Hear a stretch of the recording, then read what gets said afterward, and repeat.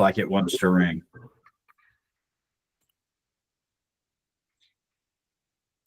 And I have so many devices that are all tied to each other. One goes off, it sounds like a clock store. It's like everything's going off.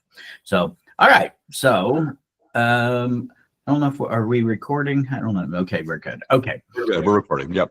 Okay, great. Thanks. Okay, so yeah, so this is a continuation from the last Friday fundamentals that we did, where we were looking at objections, the most likely objections that you're going to run into when you're working with a potential seller trying to list that property. And the one that we talked about last time was pricing, which of course is always a big one, of trying to get them to go along with what we think the property is worth. And of course, we talked about the fact that it may not be up to us, but it is based a lot, hopefully, on advice and opinion that we give, and then the documentation or the research that we have to back that up. And so today, what we're going to cover today is one of the other objections that we will typically run into, and that is number 2 here, which is whether or not to list your property for the period of time that you're asking for. And a lot of times, and we'll see it in one of these slides, that HAR sometimes is not always our best friend. And I know that they're there for us, and they do the things that to try to take care of us. But sometimes some of the information that gets put out there to the public might not always be in our best interest, because, and especially when we're talking about trying to list a property for a certain period of time, because, you know, HAR puts their public information out there. And one of the things that they put out there is DOM, days on market. Well, most of the public does not understand that there is a difference between DOM, days on market, and CDOM, cumulative days on market. What they put out into the public is DOM, days on market, which really only means that this is the length of time the property's been on the market since the last time it was listed. It doesn't take into account CDOM, cumulative days on market, that you and I can deal with, that where we see things that could have happened prior to this listing that could have added on to the number of days. So when they put out there into the public that average time on the market these days is 60 days or 65 days or something like that, then when you go in and you try to take a 90-day listing, or you try to take a 120-day listing, seller's going to go, a lot of times, if they're paying any attention to the numbers, are going to go, hey, wait a minute. It's like, why do you need 90 days or 120 days when the average time is 60? Here, your own organization is putting this information out there saying that the average time on the market is 60 days. Why do you need 90 or 120? Even if you did an average job, you should be able to get it done in 60 days. And so that's the type of thing that you and I have to fight against when that type of information is put out there, because, you know, they think that if it's out there given out to the public that it must be accurate. They don't really understand that there are things that could make it different than what they're actually seeing. So we're going to talk about getting the property listed for the amount of time that you and I want it listed for. So accepting or not to list for your period of time.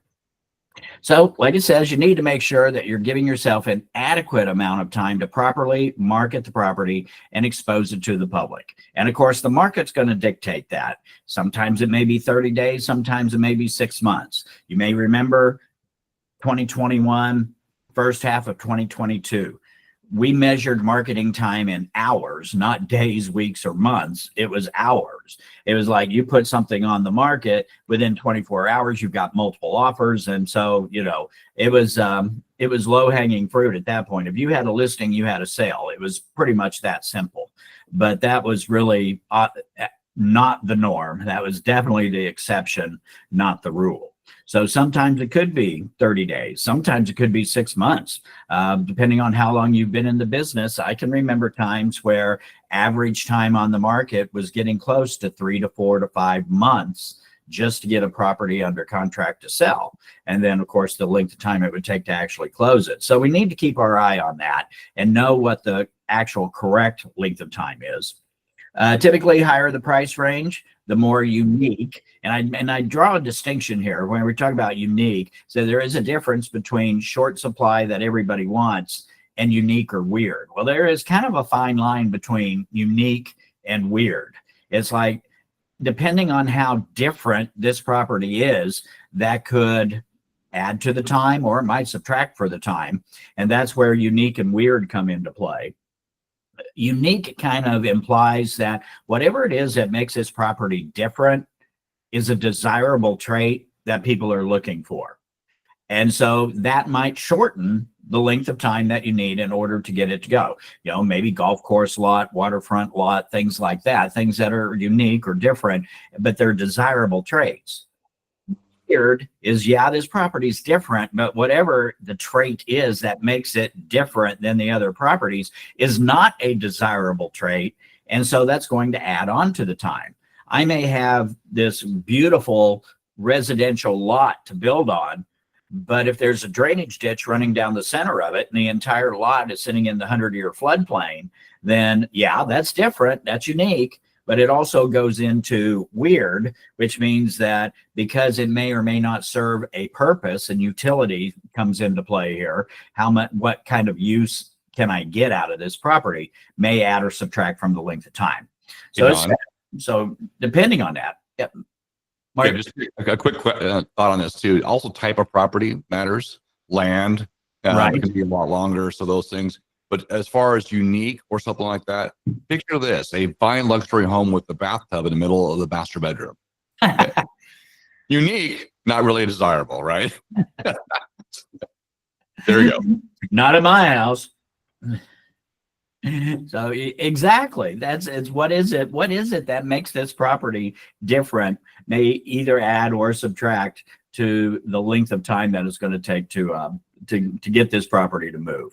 So, and of course, in pricing is going to have an effect on the length of time too. The higher you list it above what it should be listed for, that's going to add to the length of time too. Last week we looked at that. We looked at the relationship between pricing and time, that if I want it to move in a regular amount of time, then it probably needs to be priced pretty close to where it needs to be priced at. A little bit later, we're going to look at the correlation, something that I put together years ago, and I've used it a lot of times out on listings, called the time price condition correlation. How out of those three things, how some of those things work in conjunction with each other, some of those things work against each other. Time and price work against each other. That if I want it in a short length of time, then I'm not going to be able to probably get the most amount of money that I want to get, unless there's just something about that property that's going to get us there. So like I says, conversely, if you have something in short supply that everybody wants, you could probably accept a shorter time frame, possibly, depending on your situation and depending on the market that we're in. Again, going back to 2021, first half of 2022, that was exactly what we had. We had very short supply. We had very high demand. And a lot of those things, you know, it was right after COVID. We were still dealing with supply chain issues. Builders tried to pick up the slack. Even though maybe the lockdown was over, everybody was still pretty much staying put. The only people who were really wanting to get out were people who lived in town, because they were suddenly, our 3 feet of personal space became 6, and then 10, and then 15, and then it became, I don't even want to have to see you if I don't have to. So, you know, a lot of the trends started moving towards people moving further and further and further out. I think we're still seeing that. If you looked at HAR last week and week before, for the month where most of the activity is right now, headed out Highway 290, Waller, Hockley, even Hempstead. I mean, we're to the point where we're getting like 2.5, 3 hours out from downtown Houston. You know, the ability to work remotely has had a huge effect on that. It's just that's what I wanted to bring out, the office space, the need for a home office. Uh-huh. I agree. The ability to work from home, that changed everything. And Yeah. of course, they're trying everything they can to try to get people to come back in. But once you've given them a taste of that, it's really hard to get them to agree to sit in traffic to come back in or go to the office even 3 times a week. I mean, they're just trying to gradually work their way into getting them to come back into the office 2 days a week, 3 days a week, ever how many I can get them to come in and not lose them as workers. So, yep, absolutely. I agree with that 100%. All right, so how do we get a seller to agree to give us the time that we need to adequately promote the property? And like I said, most likely the discussion is going to revolve around 2 items: the days on market from the MLS and the relationship between time, condition, and price. And so this is kind of going back to what I said in the very beginning. The number that we see on MLS, we need to be able to show the seller CDOM, which is different than DOM most of the time. What the public sees is days on market. It's how long it's been on the market since the last time it was listed, where CDOM is cumulative, taking into account any of the previous times that it may have been listed before this time. And seem to be running into it an awful lot right now. And I think I understand why.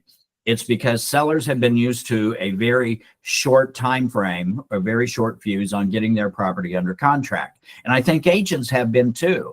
I think 2021, 2022 created some very unrealistic expectations, not only for sellers, but for agents as well, because there was that time frame where we could get property to move pretty quickly. And we didn't even really have to do much in the way of promotion or advertising or anything else. That I throw a sign in the yard, then it's going to go under contract.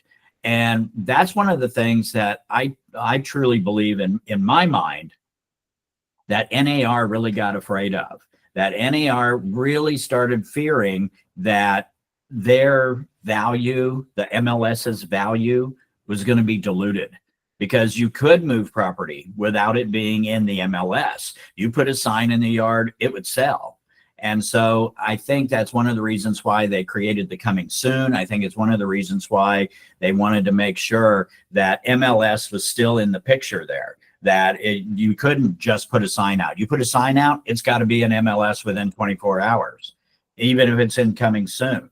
I think part of that was a defensive move in order to try to make sure that the value for MLS stayed there. That's my own personal opinion. I think that they were a little bit afraid that there was a time and it might not ever get back to where MLS played as big a part as it still does. So listing agents, why would the CDOM be different than DOM? Well, first of all, listing agents may terminate and enter it back as a new listing. And we're seeing that a lot right now. And again, I think it's because of the unrealistic expectations that were created back when it only took a few days to get a property under market.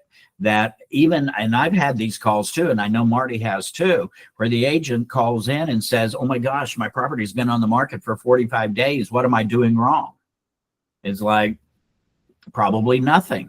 It's just that that's more of a realistic time frame of what it takes to actually move property. But they were used to such a short time frame that they thought that they must be doing something wrong.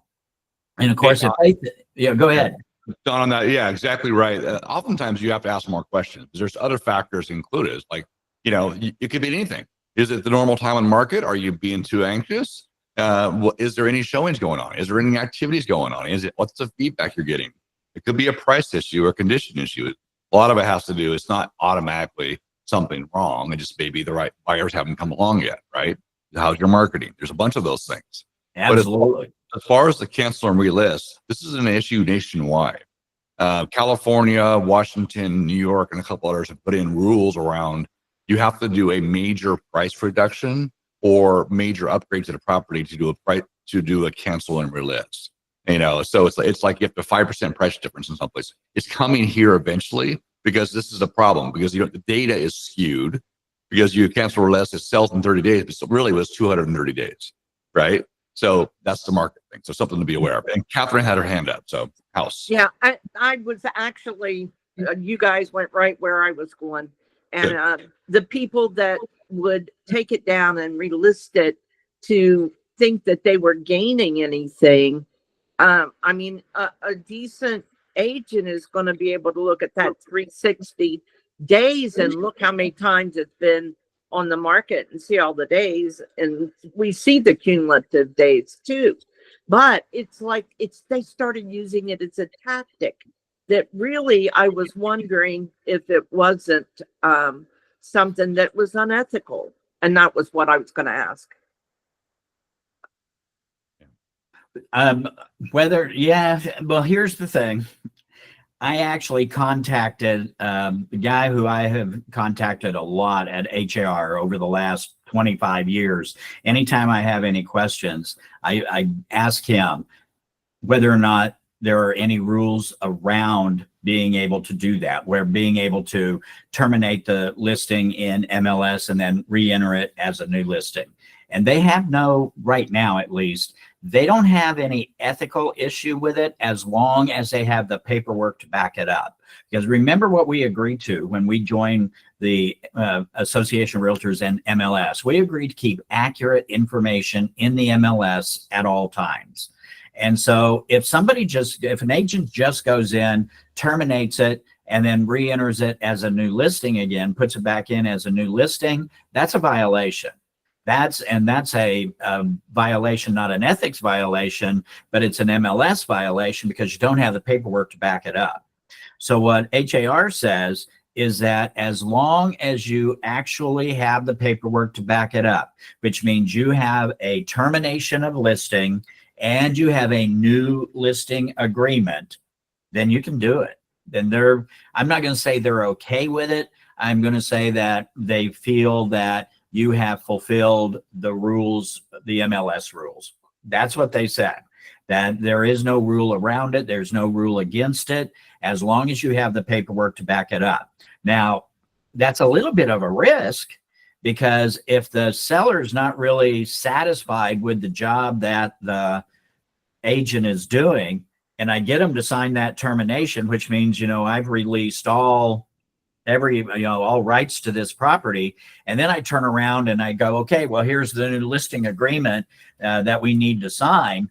Isn't there a possibility that the seller may go, well, wait a minute here. If I'm no longer tied to you, then I might just take this opportunity to maybe look around for somebody else. So, there is a risk to that. But that's what HAR says. As long as you do that, as long as you have the paperwork to back it up, then they don't have any rules against it.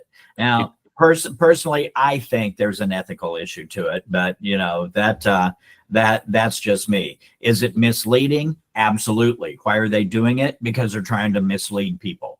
So that's me. Talk about that for a second, Don. On that note, too, yes, there's other states, like I said, have made rules around limiting this because it's used a lot, and the MLS really wants to protect their data. That's how they make money. Is good data, selling to other companies and agents accessing the data as well and sharing it. They want to make sure it's accurate. That's why they want pictures and so forth. So when you have skewed data around list dates, you have bad data. It's not worth much. So first of all, they have a vested interest. But in addition, though, right now, agents are rewarded in some cases because every time something is new on the market in MLS, it gets popped up in the hot sheets. It gets popped up in things. It's up top of mind. So as an agent on a listing side, you're like, okay, there's no rules around it. My seller has been stale for a while. Maybe people aren't seeing it. This is a simple thing I could do to, get it fresh for about 7 days. So there's an incentive to it. This is going to drive more of it until they address that. So we understand that. And then, of course, one of our agents here said that the builders do it all the time, and they do. Builders always want their things to look like it's fresh on the market. So that will have to change, whether ethical or not. We see it. But to Catherine House's point, a good agent sees that. When they're negotiating for a buyer and see a listing that's been on the market for 5 days, but it's really been on the market for 6 months, they're going to negotiate a lot stronger with that knowledge that the seller's not going to be hard to deal with, if you will, right? Same thing with the listing agent should know that as well. That, okay, even though it's new, we may not get the energy that a new listing would get, if you will, when it comes to offers. So there is a drawback of it, but it's a tool right now that's being allowed to use. I'm just saying there is a pro to it as well. Yep, absolutely. And I don't know if they still do it or not, but for a while they were, I guess maybe to kind of counter or to try to stop this from happening. HAR had like on your hot sheet or something like that, if there was a price reduction of at least 5%, then they highlighted that listing, and they highlighted in har.com and on the hot sheet and things like that. So I don't know if they still do that or not, but there was a time where they used to do that. And I think it was designed to try to stop agents from terminating and putting it back in as a new listing. And also sometimes, for, let's say Catherine House had a listing and Catherine Gibbs wants, to list it. The sellers fire Catherine because it's been on the market for 4 months. They have an expectation that it'll sell sooner, and then the thing that Catherine Gibbs can offer is, hey, I can put it on to be a new listing again because it's a new agent, right? So there's those type of things that we are battling against. So when having the knowledge around, what's the actual market time? What are the ways we measure how we're doing? And the thing is, the market will tell you how well you're doing. If you haven't marketed and you're getting lots of online leads and hits and stuff, that your marketing's working. Are you getting lots of showings, few showings, or no showings? Well, if you're getting no showings, you're probably overpriced, more than likely, right? If you're getting a few showings but no offers, it could be condition or price. You could come back to your seller and say, it's not the fact that we're on there too long. It's the market's telling us, based on the feedback we're getting, either none or negative, that we have to make a change. And it's not time, it's about price or condition. So it's really about taking the data and analyzing it and putting it before your seller and saying, here. Or if you're getting lots of showings, lots of activities and no offers yet, you're going to get one. It's just a matter, and the feedback's positive. So you just hang in there, right? Don't change in the middle of the stream, so to speak. Right? Yep. That's one of the things I love about MLS, because I agree 100%. It does tell you that if you've got it in MLS and you're not even getting any showings, that means you cannot even convince 46,000 real estate agents who are all members of the Houston Association of Realtors and access to MLS and har.com that gets 1 million hits a month, that you can't convince anybody to come and take a look at that property. So that means that something they see there does not ring true with them, whether it be pricing or your pictures or whatever it is, that something is wrong on HAR, on the MLS. But like Marty says, if you're getting a ton of showings, then at least on HAR, it looks feasible. It looks like this makes sense. And at least they're going out and looking at it. Then it means that once they get out there, there's something about once they get out there that is keeping them from moving forward. And like Marty said, it could be condition, could be location, could be whatever. But yeah, absolutely. And so the MLS is a great tool for that. It really is. Maria said it's hard to get feedback from agents, and it is. But you're getting feedback either directly or indirectly based on the number of showings you get, the number of hits online, the number of views you have on your website or your link. We get all this data from different sources. And I can show that my marketing is working based on, I had 300 hits on Tuesday, 200 on Friday, whatever. And I can show this working because we had 6 showings this week and we had 8 people show up at the open house. Right. Okay. Did we get any offers? No. Okay. Well, what's the feedback from the open house? What was the feedback from agent? I may not get it, but I'm getting data that I can use to help the seller and myself make a decision. And if it's early, fine, we'll hold off and reevaluate next week. If it continues the same way, then what is it? What are we finding out? So it's all valuable. Even when you don't get direct feedback from an agent, you have feedback by them showing it or not showing it. I've always thought that there is a kind of take with a grain of salt the feedback that you get from agents anyway. If I, as an agent, have a buyer who's really interested in a piece of property, I'm probably not going to be all that all that complimentary of everything about that property. You know, I may pull back just a little bit. Well, yeah, it seemed to be in good condition, but probably priced a little bit high. You know, what am I doing? I'm trying to set the stage for negotiation. I'm trying to set stage. So I sometimes I think that you need to take that that feedback with a grain of salt anyway. That you know, whose feedback are you getting? Are you getting the agent's feedback, or are you really getting the person who actually looking at the property? Do I really care what another agent thinks? Well, not if they're not going to be writing an offer. I don't really care. It's really the people we're trying to sell to, which is the buyer. It's their feedback that I really would want to get. So, you know, I've always felt like that. You know, yeah, I'll take it. And if it works to my advantage, you know, to get a lower price or whatever, then absolutely, I'm taking it and I'm showing it. I've had open houses before where, you know, other agents held them or myself, where that was the whole sole intent. Like, I need my seller to hear that you all think it's overpriced. Please let me know. Where the agent says, yeah, here's what I need you to put on that feedback. yeah, that happens. 27 out of 28 agents all said you're 10,000 too high. Okay. All right. So again, of course, other reasons why that CDOM may not match DOM, maybe they go list with somebody else. And there is a period of time where it will eventually drop off, but it's not for a while. You know, if you're a typical seller and I'm not satisfied with my agent and my listing comes to an end at the end of May, I'm probably going to be getting it listed again within probably the next week to 10 days. And so that's going to match. I think it's 3 months. I think if it's off the market for 3 months, I think that's when the old one will fall off, will drop off. I think it's 62 days to be exact, but it's a How little many? over 62. How I do you think come up you with have- 62? it's more than 60, and it was like 60. I believe it's. I'll verify, but it's How something. funny. Okay. Yeah. And it's similar elsewhere as well. But Maria said it's one of the problems that sellers want overpriced. And I want to just have you touch on this just for a second. The key thing here, pricing is so important. It is. And I've done this before many times. You take the pricing out of your opinion, you give them the data, and you say, we're making the price choice together. And one of the biggest factors I always use when I talk to my sellers, I said 80%.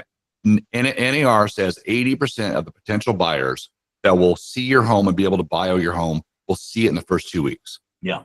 If we're not by pricing it at a price and coming down later, we're missing 80% of the buyers. And what's the likelihood of getting your maximum price if we miss out on 80% of the buyers? And they're like, okay. So the key is how strategic can we be in that first 2 weeks to price it according to the market, you know, and then that's what we're doing together with the data we have. Here's what the market's telling us right now your property could sell for. And then here we go, right?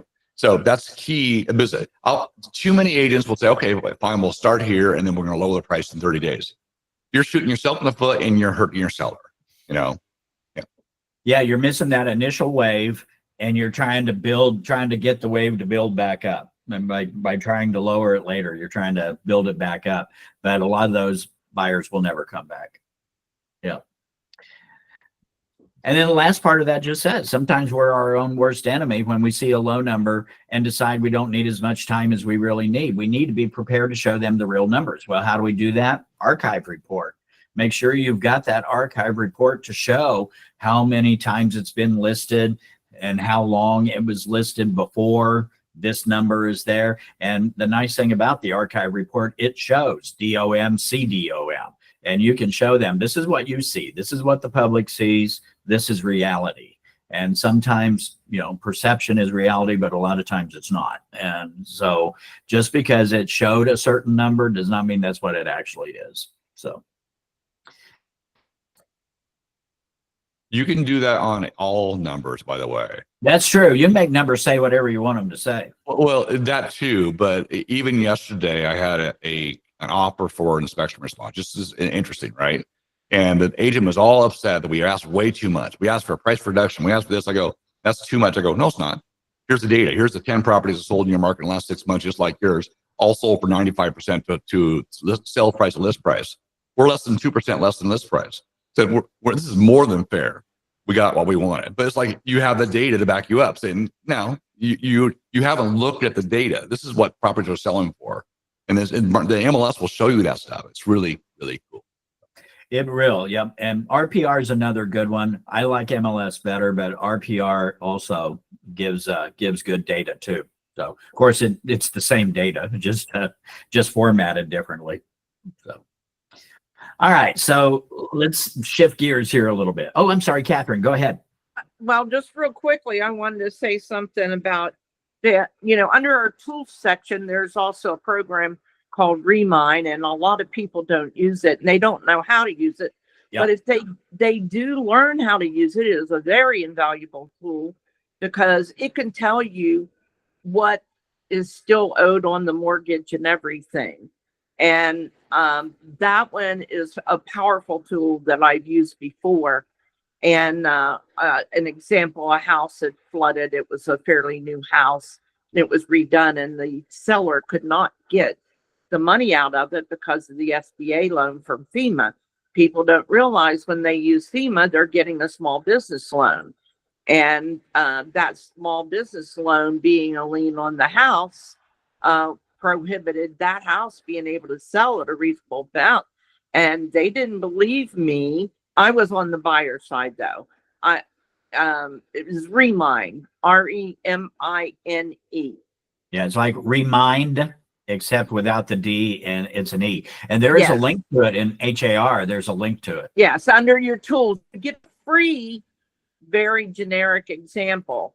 But I happen to have been in a class where they gave me full use of it because of the questions I asked, and they had a trainer that was in there. It was too expensive for me to carry that on, but it sure, I mean, you could literally pull an area you were trying to market and separate whether it was rented out and the owners were living out of state, whatever, and pull that information. And I didn't want to invest that much money into it all the time because I knew at my age, I can't handle more than a few at a time. But anyway, it's an invaluable tool. And I had a classic example, the issue with the house for sale. I shared it with Marty. They took it to another agent. It's now been on the market another 4 months. Unrealistically, the client bought this brand new Perry home a little over a year and a half later. They'd done a lot of updates to it, including putting a generator. And would have thought the generator would have really kind of bounced that, up, but they were unrealistic. And they closed in a corner that had where the switches were for the kitchen lights. They closed it in and made it a pantry, and nobody liked those lights being inside that pantry. And they had a cast iron grotto style doors like you'd have in $1 million home for a wine room on one of the rooms. And of course, anybody with kids couldn't utilize that. This was a 1-story house. That house has now been on the market a total of over 8 months. It's a beautiful new home in Grand Central Park, good location, and doesn't make sense, but there you go. And the price has been dropped now $90,000 from the original amount, which I tried to convince them was unrealistic. Just saying. Yep. So that's back to Don's point of being unique and weird. This one's weird. That's what I was thinking. Yeah, I was thinking, that went past unique and became weird. Yeah. Switches inside the pantry. There you go. They're just not used to anything different. All right, let's switch gears a little bit. Let's take a look at time, price, and condition, which is all kind of played into it anyway, but this is going to look at that correlation between those three. So price and condition will work in conjunction with each other. The better the condition, the higher the price that we're typically going to be able to get. The worse the condition, price will fix everything. Lower the price, probably going to have to be. But time and price work against each other if you're wanting a shorter listing period. For a higher price, most likely you would have to wait a longer period of time in order to find that right buyer, if the buyer even exists. That's Catherine's property here, who might be willing to pay it. So the diagram that I have used looks something like this, and I'm happy to share this with anybody if you would like a copy of it. It's something that I created. It's not copyrighted. It belongs to me. I created this a long time ago, and I don't know if we can see it well enough here or not. I don't think I can add to the screen. So anyway, it just says it's almost universal. When you go on a listing appointment, sellers are going to want the most that they can get and do the least that they can do. So this page might help you with your presentation.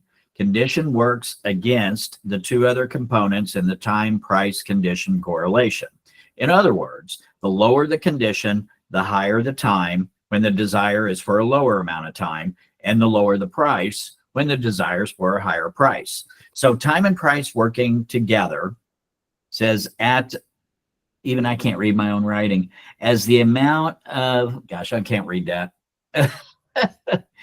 Is there a way to make this bigger? Maybe I can. Yes, you can zoom in on it. Yeah, I'm trying to find the zoom here.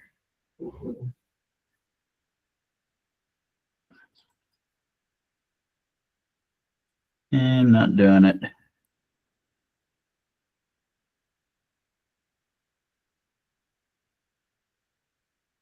Depending on what kind of a device we're using, I can zoom in on mine.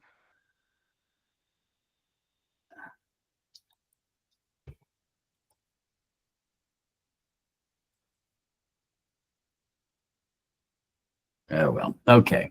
Maybe I'll just get closer to the screen. So as the amount of money that you want for your home goes up, it's likely that the amount of time that it's going to take will go up as well. So that's those arrows going up. If you want your home to sell quicker, then the price will most likely need to be lower. It would be easier. It'll make it easier to convince buyers of its value. So they work together that way. Price and condition always work together too. If you want a higher price, it's going to have to be in better condition. If you're willing to accept a lower price, then normally you can get by with a little less in the way of condition. But time and condition work against each other.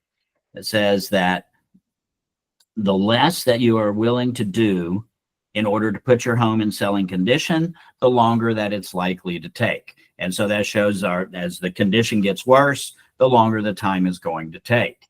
And then the reverse also, that the better the condition is, the less time it should normally take to sell your property. So they do kind of all work in conjunction with each other. They either work with each other or they work against each other. Like I said, if you want a copy of this, I'm happy to share it. Happy to share it with you. So, and that's all I got. That's it. We could also put that in the download section for Real Smart 8. Oh, okay. Yeah. We can do that. That's a very useful tool. Anything you can do as far as a graphic for your seller, which would be fantastic to kind of explain the whole thing. Like better be the 80%, see your property first 2 weeks. My spiel is always, we don't have control over our location. We don't have control over the market. We have to be very aware of where your property is located and why it's worth more or less based on location. We got to be very aware of what the market's doing based on a seller's market, buyer's market, whatever. This is all data that we are in the same playing field, in the same game as other sellers. Now, what we have control over is what we do for exposure, which is marketing, how I get your property exposed to the right people. What we have control over is condition of the home. How do we want to present the home to the market? That's up to you, seller, and I'll give you tips on how to make your home ready for the market. And then what we have control over is pricing, where we price it right to be competitive, to get you the most amount of money in the time amount allotted. To Don's point, how much time do you want to sell it in? Or, so the balance of price and time, and then we do that by looking at what the market's telling us based on what things are selling for, what the value is for, what are the things you have. And then we test the market, and the market will tell us if we're close based on showings, based on activity online, based on offers. We'll know if we use the data correctly. And then we make adjustments quickly to make sure that we beat the goals, which is selling your property for the most amount of money in the time allowed. So yeah, it's once you can give them graphics like that, like Don's point, these are all tied together. If you want to sell it really fast, you're going to have to price it lower. If you or you want to sell it as is and do no work, you're going to not probably take longer and probably sell it for less money. So it's up to the seller to decide what they want and what their needs are. You can help from there. And it gives us the opportunity to go back and revisit some of that stuff. We have this price here that I think may be at the very top of the range, but I think I'm going to need 90 days to do it. They say, well, I don't want to give you 3 months. I'll give you 2, but I don't want to give you 3. Well, in that case, then we need to go back here and revisit being at the top of the range. We need to go back and take a look at that, because typically if you want that higher price, it's going to take a longer period of time. And sometimes they don't understand why that would be. It's because there aren't as many people who are going to be willing to pay at the top of that range as there are in the middle of the range or at the lower end of the range. And since they were going to have to go through more people in order to get to that one, yeah, we may be lucky. It may happen tomorrow, but the likelihood is that it probably won't. And so we need to look at that possibility and prepare for the possibility. If it happens tomorrow, and of course, this is another conversation, if it ends up happening tomorrow, now all of a sudden your seller may say, well, we priced it way too low. That's not always true. It's like, we found the right buyer. We just happen to find them quicker. So be happy about that. It's like, pulling defeat from the jaws of victory is like, right. So it's the one thing you set up with the sellers. Very good. I'm glad you brought that up, Don. Is you're being hired to sell their property. You're not being hired to do open houses, print flyers, do marketing. Those are all things you do to sell their property. So if you sell their property quickly, you've done your job and you've earned your commission. They have to understand that your job is to sell it, and then you're going to tell them how you do it, and you give them feedback. But these are the components of it. So as long as you set the expectation that the job is to sell it. And then the thing is they have to accept the offer. Oftentimes the seller will tell you, I don't want to give the property away. Ask them the question, what would be giving it away? Have them give you a number. You're like, so anything above that is not giving it away. And then they go, oh yeah, okay. Then you're setting the stage, because and 2 more things. Any offer is a good offer. Catherine, if you list a house and you get an offer that's $100,000 below asking price, the big thing is the seller will get ticked off. They'll get offended. Tell me, like, look, they made the effort to write an offer, which means they're interested. Okay. We can counter. We don't have to say yes. We don't even have to counter. We can say no. But the idea is someone's interested enough to take the time to write an offer that we have someone interested. We've done our job. Now let's see what we can get as much as we can get. Counter back a full price or whatever it may be. And oftentimes that first buyer will come up to full price. They just want to see what the seller will do. They want to have an effort to try to get it for less money. But too many sellers get offended when that happens. Then the other thing on the market, do the correlation, Don. This is one of those things a lot of agents don't understand. Markets shift. Right now, we have still increasing supply. We still have decent demand. Prices are fairly stable overall. But we've seen markets where prices fell. We've seen markets where prices were going up through the roof. Typically, if they're financed properties, the appraisals are 4 to 6 months after the current market. So you have to know what current market is. On a rising market, oftentimes it may sell for more than it actually will appraise for, and you have to get your seller prepared for that, especially on a rapidly increasing market, which is happening. You tell them this is what it will appraise for, and you get an offer above that, and they're excited, like, well, it's still got to appraise if we're getting a VA or finance offer. And then they get upset when it doesn't appraise, because appraisals are taking comps from the last 6 months, right? Same thing on a falling market. A neighbor may have been appraised for $50,000 more last month, but the market shifted, and now that the prices are falling, you have to know where things are at. So there's a correlation there that it's not the same. That's why you check the market and you constantly update your data. Yep. And Marty, another caveat to that is on a new builder. Example is, if you put a house on the market that you bought like within a year, like this one that I had, and the builder is still building that model, hello, you're out of the market, because that builder is going to throw more money a down payment assistance and everything, then you can do. And so that was another issue we ran into. Now we were up against at the end where it expired to where the builder was out of being able to build that model in the area. However, it was coming time for me to have my knee replacement. And so I let it just expire without, really going after it hard, because I put a lot of time in. I do like things called property blast and everything, besides, putting it on the Facebook pages and all, and just no bites. And so, it was just one of those really weird situations. However, that's another thing that your agents need to consider if they're taking a listing that is like within the last few years and the builder's still building that model. That's really a really good point, Catherine. Because and Don, you can chime in here too. But we see that we know that builders manipulate the MLS, try to get their listings as fresh as possible. We know builders offer incentives and that kind of stuff. It's hard to compete for resale. We know that most builders on the first quarter of their whatever it is, they first start a new plan, if you will, a system of lots. They'll price them fairly competitively.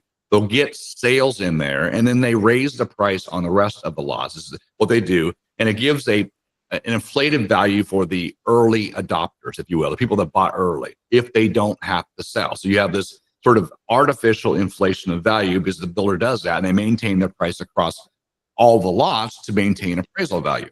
Okay, so now if you bought in there early, great, you got a little bit. It's best to buy early, but if you have to sell early, to your point, now you're competing against the new builder. Why would I buy your house that's used for the same price or more than the builder can give me with all the incentives, and it's brand new, right? So it is tough. So it's that double-edged sword with new construction. Yes, but if you're going to buy new construction, typically it's good to buy early in the phase, not late, unless it's the last one, of course. And then if you're competing, if you're listing a property that's in a development that, as Catherine said, they're still building, your seller's going to have to be realistic price-wise, because they're competing against, $5,000 BTSAs to agents that are offering new construction and incentives that your seller can't offer. So. Absolutely. I mean, builders have that ability to manipulate their market, their subdivision, their community. They have the ability, and they take full advantage of that. And you're right. I mean, if you're trying to sell your house and you're going up against the builder, it's rare that you'll win. I mean, it just is. You can't beat the builder. The builder can beat you on any single buyer. They can take a hit to get that buyer, where you only get one shot at it. And yeah, it makes it really tough. I have a team member who was in the process of trying to sell one that people had lived in there for 18 months, and they were moving back to New York, and they couldn't get that property sold for anything. It's like, as long as the builder's here, you don't stand a chance. You better hope that the builder just increases their prices here about 10 or 15%. Then maybe you'll have a chance. Otherwise it's going to be really tough. You might want to rent it out if you have that ability. Rent it out, because they didn't have much equity anyway. It's like, just go ahead and rent it out for the next couple of years and give it a chance to settle back down. I mean, have we ever seen a brand new home that didn't appraise? Of course, you're using their lender most of the time. Then that's part of why they want you to use their lender too. They'll make sure it appraises. I don't think I have ever seen a new home, new construction, that didn't appraise. I don't think I've ever seen that. You won't. This is why I'm negotiating with new construction too. They'll give on everything but the price, because they have to maintain. Because if they sell that house, that one lot for less money, they have to sell all the rest of them without price. So they want to maintain that steadiness. So you have to know the game, if you will, on these new constructions. So, but the market-wide stuff, I've seen it time and time again.